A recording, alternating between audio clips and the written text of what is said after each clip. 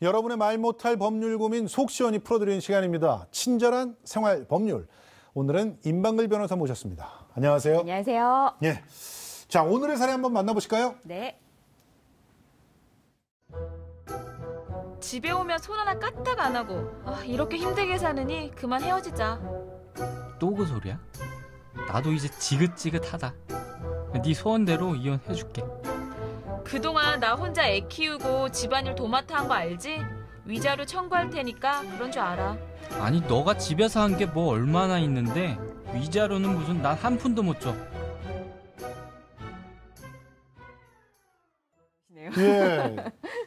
좀 이렇게 속에 많이 이렇게 복받쳐 오는 게 별로 없는 것 같아 느껴지는데 이렇게 성격 차이라고 봐야 되잖아요. 지금 이거는. 그렇게 이혼을 하는 경우에 위자료 청구 가능한 건가요? 성격 차이가 없는 부부가 얼마나 되겠습니까? 네. 그래서 우리는 부부는요, 이 성격 차이를 극복하고 상대방을 좀 이해하고 부부관계를 좋게 하기 위한 그런 노력을 해야 할 의무가 있습니다. 그래서 성격 차이로 이혼을 할 때도요, 이혼은 할 수는 있는데 나는 상대방을 배려하고 부부관계를 좋게 하기 위해서 노력을 했는데 상대방은 거기에 협조를 안 했다.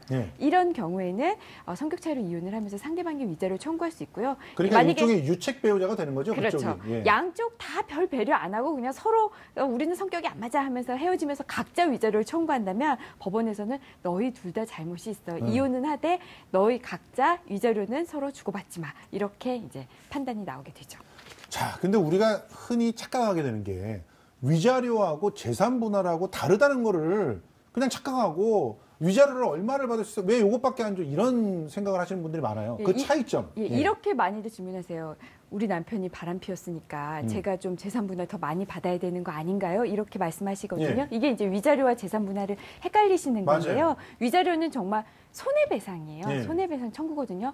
너의 잘못 때문에 내가 정신적인 고통을 입었어. 네가 바람을 펴서 내가 지금 정신적 스트레스 많이 입었어. 그러니 줘라는 위자료고요. 위자료는 보통 3천만 원을 기준으로 해서 이제 그보다 조금 적거나 많거나 이렇게 정해집니다. 너무 적지 않아요? 그렇죠. 그러니까 최근에 1억 원까지 올라갔다고 상한선이. 그런데 아주 예외적인 경우고요. 여전히 실무에서는 이제 3천만 원이 기준입니다. 재산 분할은요.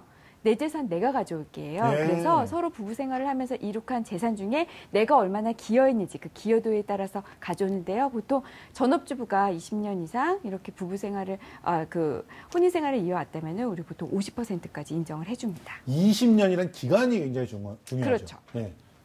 그리고 최근에 혼인신고를 하지 않고 살다가 나중에 이혼하게 되는 그런 경우들이 있단 말이에요. 그러니까 그렇죠. 사실혼으로는 이혼이지만 이혼이라는 말 자체가 성립이 안 되잖아요. 이럴 때 어떻게 이혼을 해야 되는 거죠? 우선 사실혼에 대해서 정의부터 잠깐 짧게 하고 넘어갈게요. 사실혼은 같이 산다고 무조건 사실혼이 아니고요. 우리가 사실혼을 법적으로 사실 혼인신고를 해야 우리가 법률혼으로서 인정을 해주는데요. 맞아요.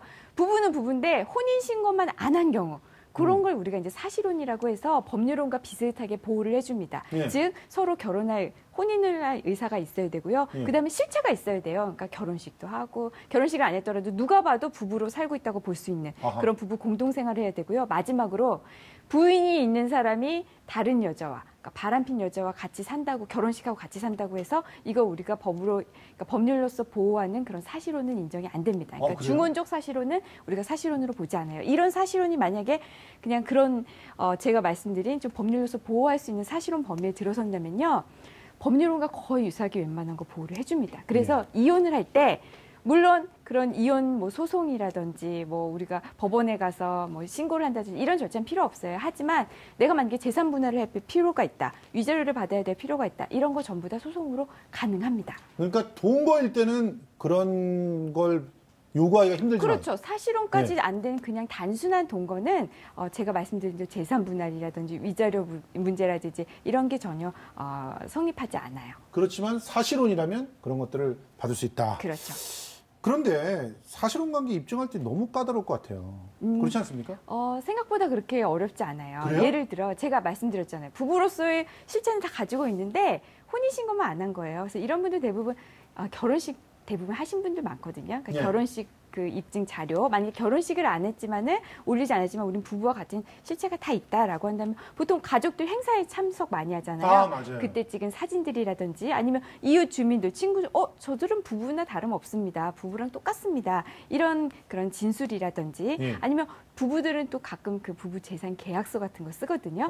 뭐 이런 계약서를 쓴 증거라든지 이렇게 사실혼을 입증할 자료들은 생각보다 좀 많이 있어요. 뭐 소비와 지출의 공동체 여부를 확인하는 통장 내역도 굉장히 중요한 자료가 되네요. 이것도 하나의 자료가 될 수 있죠. 부부니까 같이 이렇게 통장 내역을 같이 공동체로서 사용하는 그런 흔적이 있을 거 아니에요. 부부인데도 다른 통장 쓰시는 분들이 있는데 이것도 하나의 자료 중에 자료가 될 수 있습니다. 기억해 주시기 바랍니다. 자, 배우자가 외도를 했어요. 그래서 나는 이혼을 해야 되겠다 생각을 하는데 외도했다는 걸 입증하기가 너무 힘들어요.